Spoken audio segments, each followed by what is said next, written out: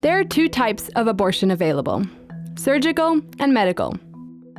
In this video, we will focus on surgical abortion by vacuum aspiration, which is the recommended method of surgical abortion up to 14 weeks of pregnancy. What is vacuum aspiration? Vacuum aspiration is a minor surgical procedure where the uterus is emptied using a gentle suction. Vacuum aspiration offers women a safe, quick, and highly effective way to end a pregnancy. This method is effective between 95% to 99% of the time when performed by a trained health professional. Depending on availability, the procedure will be performed with either a manual vacuum or an electrical vacuum.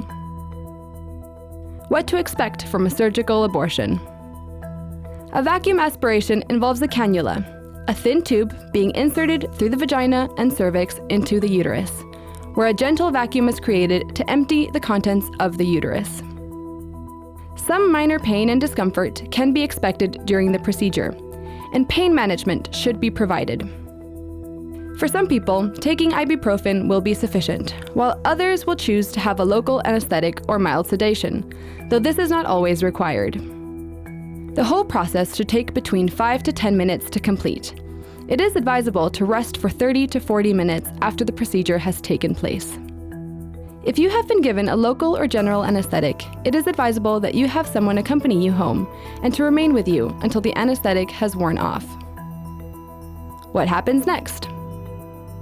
Vacuum aspiration is a minor procedure, and most people will feel fine to return to their daily routine the next day.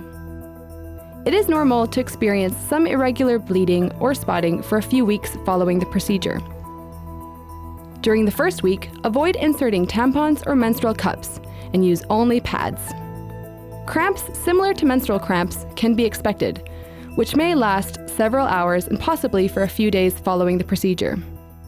To ease the discomfort, you can take painkillers such as ibuprofen or use heating pads. What happens to your period?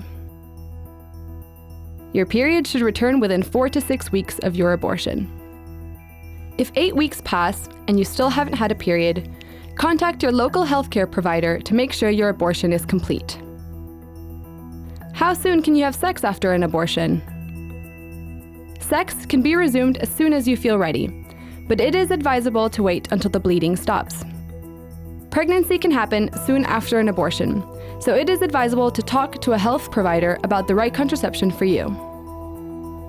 To find more information on the options available in your nearest clinic, please visit www.ippf.org.